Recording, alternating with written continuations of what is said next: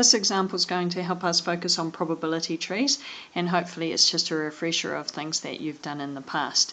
So in this example we've got a bag of sweets, 8 of them are red, 3 green and 2 orange. So from that we can tell how many sweets we've got to begin with. So by adding them all up, 8 and 3 and 2, we can see we've got 13 sweets in the bag to start. And we're going to take 2 out of the bag, and then investigate some things about the probabilities of their colours. So because we're taking 2 out of the bag, the best thing that we can do is start by thinking about the first outcome being the first sweet that comes out. So it could be that we're getting a red sweet, or we could be getting, what were the other colours? Green and orange. So we could be getting a green sweet or an orange sweet. Now we've established these are all out of 13, so our probabilities get written along our branches, and we just have to know how many of each we've got. We've got 8 red, we've got 3 green, and we've got 2 orange. Now that's our first kind of outcome, so we think about the first sweet. Then as a result of the first sweet we can go on and figure out what would happen for the next sweet.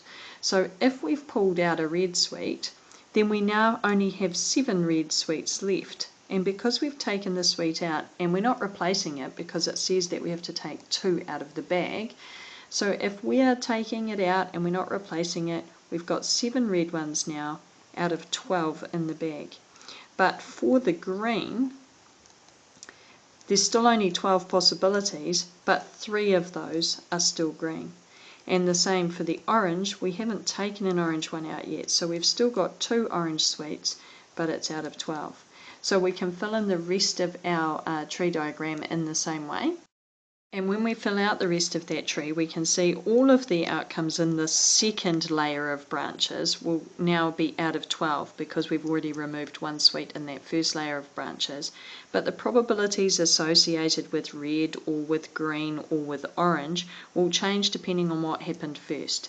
So in this branch here, we took out a green sweet first, so now instead of 3 green sweets, we've only got 2 to take. The 8 red sweets still remain and the 2 orange ones still remain. But if we were on the orange branch and we took out an orange sweet first, there's now only 1 left, and yet we've still got our 8 and 3 green sweets. And we should always be able to add the numerators in here. 8 and 3 is 11 and 1 is 12 to get the denominator. Same, 8 and 2 and 2 give me 12, 7 and 3 and 2 give me 12.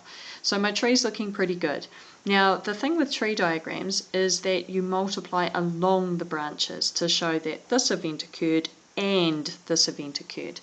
So by saying and, we're saying multiply, and we're looking here for branches that give the same colour. So red, red, green, green, and orange, orange. So if we multiply along the branches, we're saying the probability of red, red is 8 over 13 times 7 over 12, and probability of green, green is going to be 3 over 13 times 2 over 12. So we can add that in as well. 3 over 13 times 2 over 12. And we want to do the same thing with orange, orange. Probability of orange, orange is 2 13ths times 1 12th. Now we can calculate each of those probabilities, and then because they all are the same colour, to get the probability of the same colour we'll need to add these together. So let's just work those out and look at that. Okay, so when we calculate each of the probabilities, just multiplying the 2 fractions together, we get 14 over 39, 1 over 26, and 1 over 78. So all of these now get added together to give us the probability that they are the same colour of 16 over 39.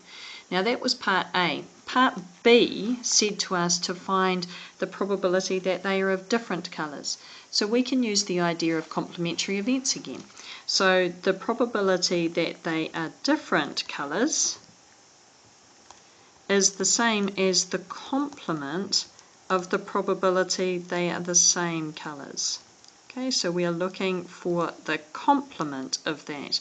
In other words, we're looking for 1 minus 16 over 39. And we could go to our calculator, or hopefully we can work that out as 23 over 39 as well. Problem done.